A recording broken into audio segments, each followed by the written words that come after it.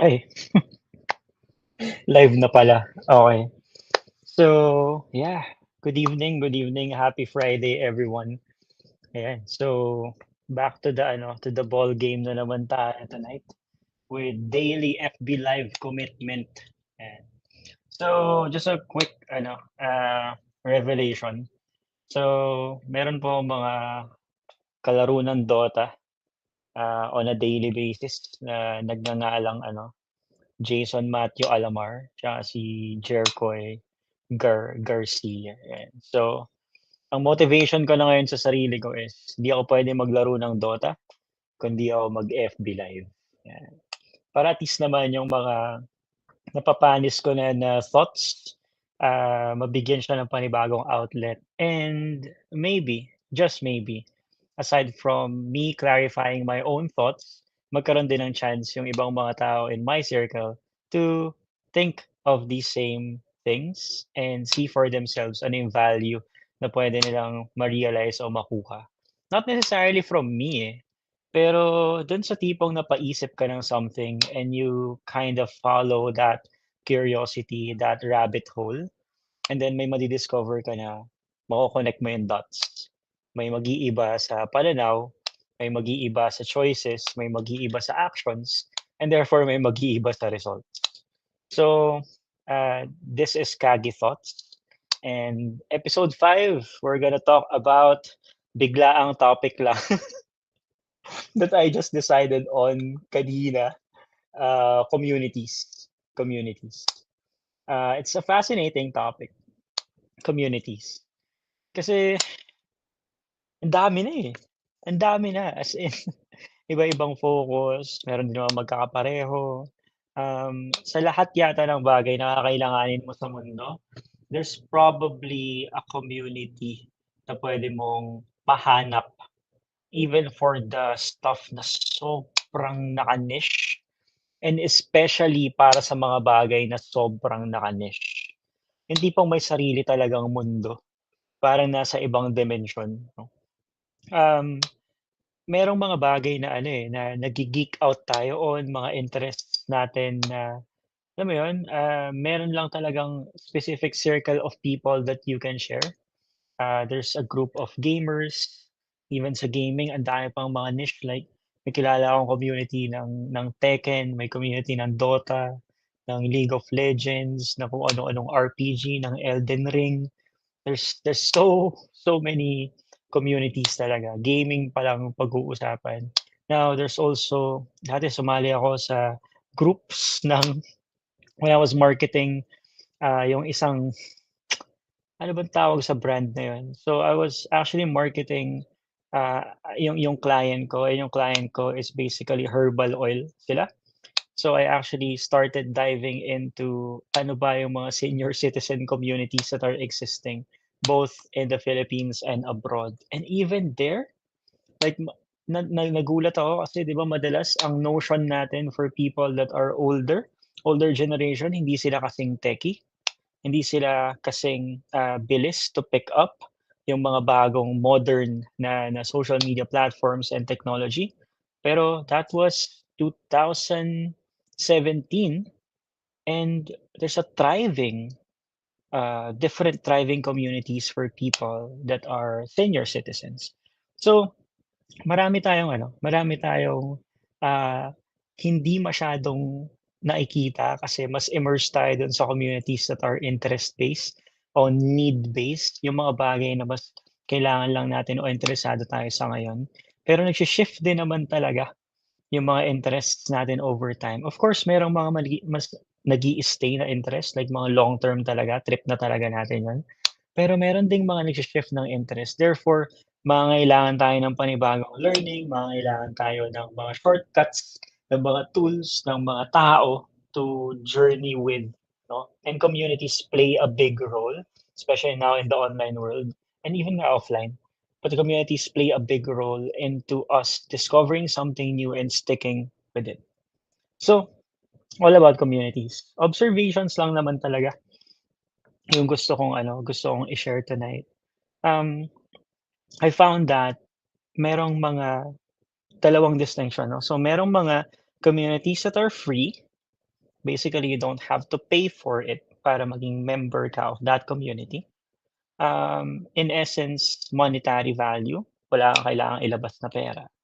And then meron din naman mga communities that are paid communities, meaning gated sila by a specific amount of investment, monetary investment before you can join those communities, no? And both of them has their pros and cons. Nakakatuwa na 'pag nakikita mo 'to especially in the online space, ah, yung mga free communities madalas, sobrang dami ng tao, as in thousands 'no? Like they grow faster, and mas marami rin yung mga interactions usually, like level of activity because of population. Paid communities, usually ang nangyayari is kapag, ah, kapag nandun na yung mga tao, eventually, nagda-die down din yung activity. Um, and it's harder to usually keep tabs on everyone from a free community, while as a paid community, it's usually smaller. So it's easier to have a bit more control there. But at the same time, mas ano nga, mas yung trend na nakikita ko is mas active lang yung mga tao sa simula and then eventually parang mas nagda-die down na. Yeah. Just some observations here. Diving into free communities sa online right now, karamihan kasi parang mas nasa marketing yung usage. So the idea is to eventually, ah, maging funnel yung isang community towards a specific offer or a specific paid, product or service or a hybrid of that. And, dahil yun yung nagiging mostly usage ng communities in marketing, karamihan ng nakikita ko na free communities right now, very heavy when it comes to, getting the attention of people. Parang every everything na puwede mong i-hype, everything na puwede mong ipang-grab, ipang-hook ng attention, yun yung mas nagiging priority. Because attention is the currency na na ano, na mahalaga nowadays, na if you get people's attention, then there's usually better engagement moving forward. So, sa free communities, ang last na observation ko with this, is actually 2022, nag-leave na ako sa lahat ng communities that I am in, online communities that I am in. And I just saw na sobrang dami ko palang oras basically na kinakain ng engagement and different types of content na through the communities that I am in, dun lumalabas 'no. Including lahat ng mga GCs na nabubuo, lahat ng mga nagme-message na mga tao, lahat ng mga sub-conversations and group chats and all that. So, nung nag-leave ako sa mga communities that I am in last 2022 because I was focusing on, having a a honeymoon year with my wife. So, kinasal kami January last year. Gosh, ang laki ng difference by experience na ramdam kong mas marami pala talaga akong oras if, yung mga maliliit na stuff in communities are stuff that I'm not really paying attention to, eh.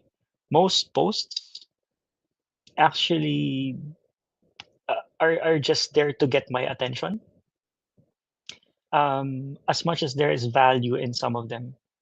Pero mostly it's really just to grab my attention. It may be wala lang ako sa community na trip ko talaga, but I was there all around. So Nung nag-leave ako, nakita ko na it's such a big difference.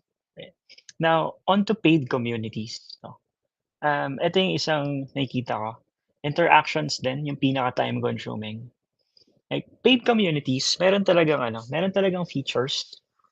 Usually there's it's a program, it's a course, meron ka talagang puwedeng i-consume na specific, content and a course outline, a program, anything that would lead you to a promised results kapag sinundan natin. And what I've seen is, community in that aspect is supposed to support yung isang person para mas mapabilis yung, learning, understanding, application niya of, whatever it is inside that program para mapabilis yung results niya, yan. And, um, ang napansin ko lang is ang pinaka-time consuming in any program is really yung interactions with people. Not necessarily yung number of hours and and yung amount of energy that you will have to put into the lessons itself. Pinaka nakakaubos ng oras at energy is interacting with different people inside specific communities. Um, and these are just observations. People will still be free to use their time, energy, and attention for whatever they feel na worthy of their time, energy, and attention. But I'm saying this as observations, probably for awareness, because yung interactions natin can be uh, dull, not as useful, and pwedeng repetitive na lang and hindi growing in quality. Kumbaga yung tipong we're interacting in communities kasi yun na lang yung nakasanayan instead of it's actually focused on what's the most impactful kind of interaction. So I would understand if levels of activities inside online communities are up, down, and continuous efforts to re-engage people na part of communities. Yun din yung malaking challenge ng everyone who actually started a community. Kasi meron silang vision to give towards, that specific group of people. Merong problem that they actually want to solve or help solve. Merong mga opportunities that they want to create with the people na nandun and nag-e-explore and tina-try na i-navigate kung ano yung sitwasyon nila. Ako mismo, I've I've actually created, Facebook groups before and yun yung isa sa challenge talaga na, to keep the engagement at a, high rate. Hindi naman kasi siya magiging perfect mismo, pero at a high rate. Kasi yun nga, if it's used for marketing, then it should be kept at a steady pace so that it will continually bring in leads. However, for paid communities, yun, eh, um, since a person has chosen to pay for something, gusto mo naman na as the one who created that community, na masulit niya sana kung ano yung binayaran niya. Pero at the same time, alam mo rin na mas masusulit niya lang yun if you would actually demand more of that person's time and energy and attention to do something within the parameters of what you've built. May lessons man yan or interacting with other people.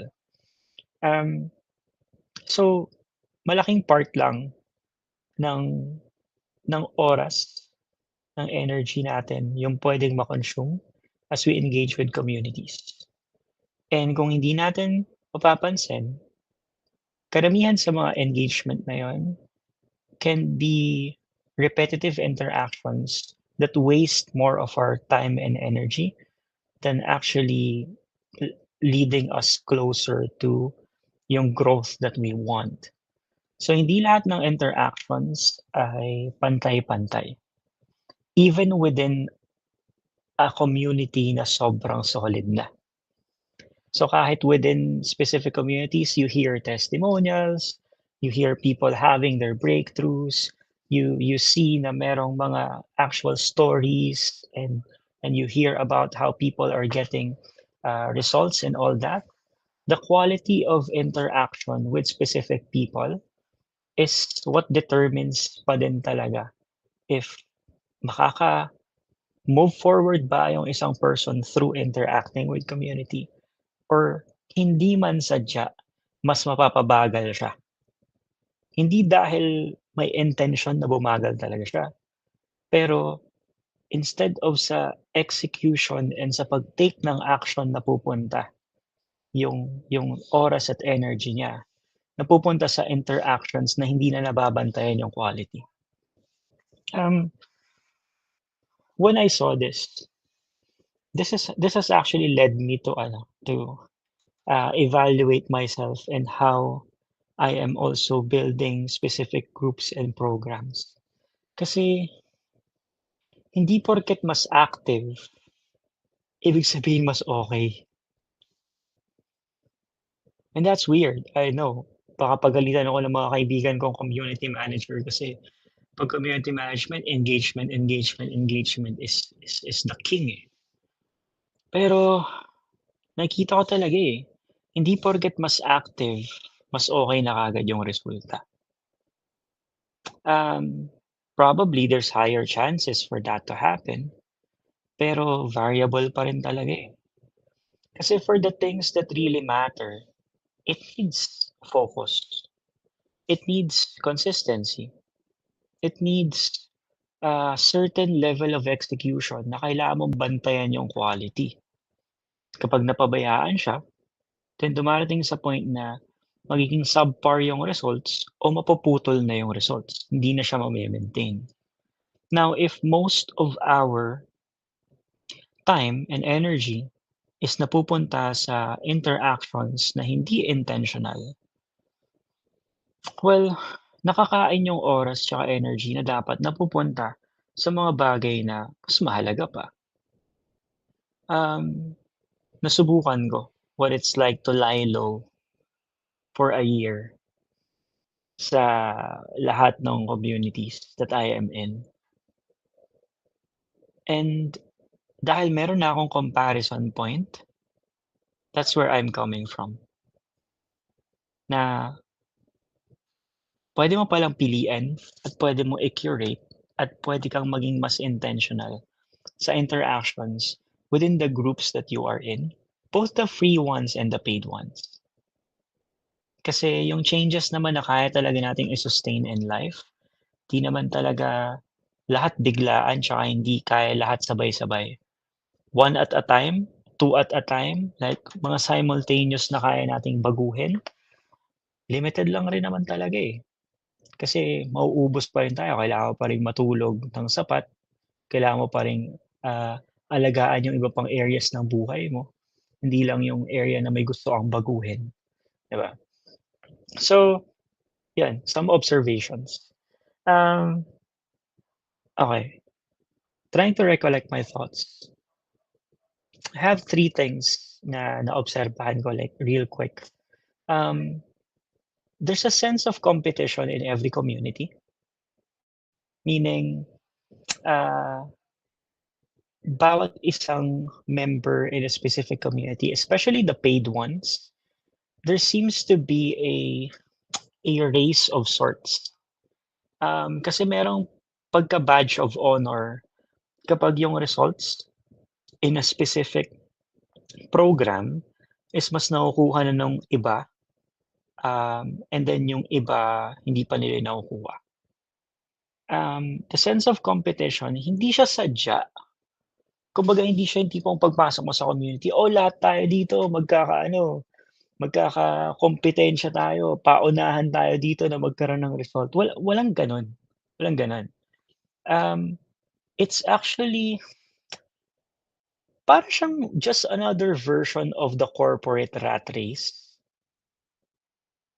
Iba nga lang talaga yung context, na parang nagpapaunahan pa rin yung mga tao na magka-win, na magka-result, na merong ma-post na nagawa na nila yung specific na breakthrough na yun. Even if wala naman talagang nagpu-push for everyone na maging in competition with each other. Pero merong nabubuo na sense of, yun nga, wala akong tamang di siguro tamang term yung competition, pero yung idea na ano, na meron kang standard na hinahabol and it's better if mahabol mo yung standard na yun at a faster rate. And then, sadya man o hindi sadya, because of that sense, nakukumpara natin yung sarili natin sa iba pang kasama natin within specific communities, especially the paid ones kasi paid communities merong promise, and yung promise na yun is part of the results that you can get by joining. Um, Isa yun sa nakikita ko na kaya nagkakaroon ng, more comparison, unhealthy comparison, kasi hindi sinasadya pero may nabubuo na yun nga, standard na dapat inaabot ng lahat, and may competitive spirit na nagre-revolve around that. Um, I'm saying that for awareness kasi you can only shift kung ano yung tendencies mo kapag mas aware ka na din. So yung iba, it takes them some time before sila unsubscribe dun sa mga usual na flows ng mga bagay like this, once they realize it. So maybe just me sharing these observations, baka mapansin mo, baka experience mo rin pala yun, baka experience ng isang kakilala mo, 'di ba? And then through conversations, through more reflection, and of course decisions moving forward, puwedeng hindi naman tayo ma-caught up with the whole ano, with the whole emotional and mental, ano nun, barrier nun or baggage nung thing na yun. So, another, observation I've seen with communities is, merong how should I put this?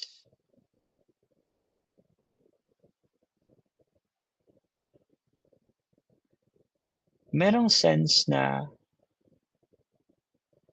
mas marami yung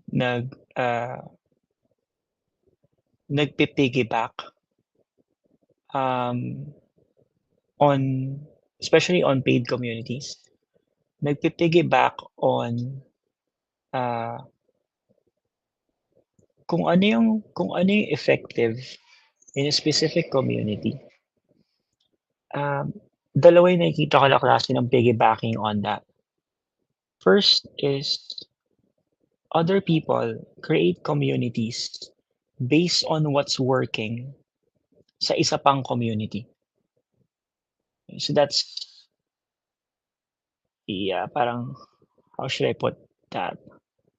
Basically parang nagkakagayahan lang.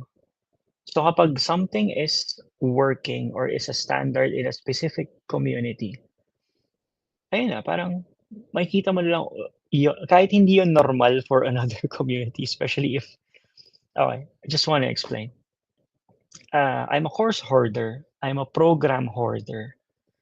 I have accounts buying stuff and being, uh, part of specific communities.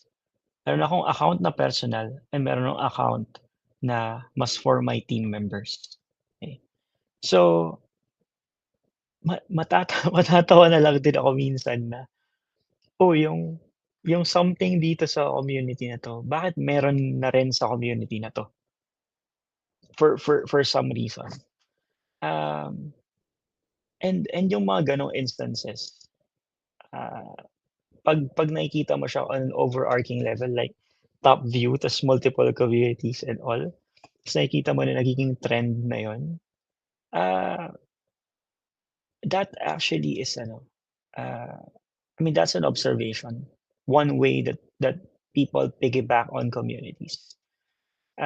Kung ano yung working inside, ina-apply din siya dun sa ibang communities. And it's totally fine. walang ano dun, walang any beef against that. For me lang, as a member of multiple communities ta's nakikita ko na nagiging gano'n, um, parang tumatabang yung experience. Tumatabang in the sense na hindi ko sa una ma-appreciate mo siya, pero paulit-ulit na lang ba yung kailangan kong ma-experience sa dalawang magkaibang grupo. From a student standpoint, from a, let's say, a consumer, a client standpoint, I get it from a business standpoint if that's what works. Pero from a consumer standpoint, parang para akong paano ba yun? Para akong nasa dalawang magkaibang school. Para akong nasa parehong school, though dalawa yun, pero magkaiba lang yung uniform. I don't know if that even makes sense. But that's one way that ano, piggybacking happens. Sometimes sad, may kopyahan ng lessons, um, may mga bagay na, uh, supposedly paid feature on another community, and then you'll see it being implemented in another community. So, like being at the middle of all this, minsan nanghihinayang lang ako kasi, um, I know we could be more creative. I know we could s like still do a lot better. Um, yeah. Oh, yeah, may comments here, "Don't reinvent the wheel." Gosh, yeah. Oo, I hear this a lot na hindi mo naman nga kailangang i-reinvent yung wheel. Yeah, but that's really an indicator of if you're going for profits, I would say that's the case. If you're really concerned about the business side of things, not reinventing the wheel, I mean, I guess it's totally fine. Pero if it's about the experience of the students, the clients and all that, there always needs to be a room for exploring something, innovating something. And communities are meant to be built with the people, aside from just building for the people. That's a sense of community, eh. Hindi siya kinreate tapos merong yung nag-create siya yung sentro nung whole thing, even if siya naman talaga yung nagpasimuno and all. Ah, yeah, communities are meant to be built by everyone. Even if merong mga tao na mas nag-i-initiate o nagte-take ng initiative in pushing people towards that collaborative state. Yeah, kalimutan ko na tuloy yung pangalawang piggyback thing. Ah, First thing is piggybacking on kung ano yung nagwo-work sa isang community, including lessons and all. Okay, yeah, forgive me. I forgot the second thing. Um, but I guess I'll end in like 5 minutes. Yung main idea ko bakit ako napapaisip about communities right now, kasi ako mismo, eh, nagbi-build ako ng community, right now. And what I wanna do moving forward is gusto ko siyang tumagal. Gusto ko siyang lumago, in a healthy pacing. Gusto ko na i-cultivate kung ano yung mga value na puwede nating i-create together within that community. Tatawa ako diyan sa piggybacking on the same students. Yeah, can be na paulit-ulit na lang din yung, estudyante na nabebentahan ng differently packaged thing, pero it's the same thing. Anyway, So I'm I'm at the forefront of building a community, pero I struggle with the whole thing in the sense na wala ba akong role model if I'm gonna build a community na hindi marketing yung focus ko. So I'm still looking for something along the lines of that, na it's a community na people want to build together, pero it doesn't have to be marketing focused. Di ko alam kung paano i-articulate yung sinasabi ko. But it's a community na labas sa pagiging isang, business. Hindi rin, eh. Not necessarily. It will still need, its own cash flow to sustain itself, but it's not really meant for profit. It's meant to be a playground of the people inside that community. Anyway, I'm just sharing this kasi I wanna try something new, but I don't really know how to just yet. And when I think of communities, wala pa akong ibang makita so far na, alam mo yun, yung puwede kong puwede kong maka-exchange ng ideas about it, na hindi ako ipu-push na yung community is maging just another lead generation thing, na hindi ako sasabihan ng may parang, "Ano ba yung income goal mo, ba't kine-create mo 'tong community na 'to?" Kasi halos lahat ng nakakausap ko, even the people who have the knack for creating wonderful communities, for the most part, it has become a business and a service kind of thing, eh. Di ko alam. So shine-share ko 'to kasi baka lang makahanap ako ng tao in my circle na puwedeng makausap about community building kasi gusto lang talagang mag-build ng community. Hindi necessarily para maging business model 'yun of some sort. Uh, yeah, and I'll end with this thought. Kailangan ko lang ng kausap. Nagbi-build ako ng community kasi kailangan ko ng kausap. Kailangan ko ng kausap na hindi lang basta mag-a-agree sa'kin. Kailangan ko ng kausap na kokontrahin din yung sinasabi ko from time to time. Kailangan ko ng kausap so that we can exchange ideas to create something beautiful together and mas nakakatulong sa ibang tao. I'm building a community kasi bored ako, and the people who I am attracting in this journey of building micro communities and now, like, kind of merging them together, the people there are super interesting to the point na I didn't really imagine how things would unfold. Pero there's a lot of things that are being created at the moment, and I'm sure a lot of things will be created pa in the future through those types of interactions. But yeah, I guess this is just an invitation for, if this resonates with you,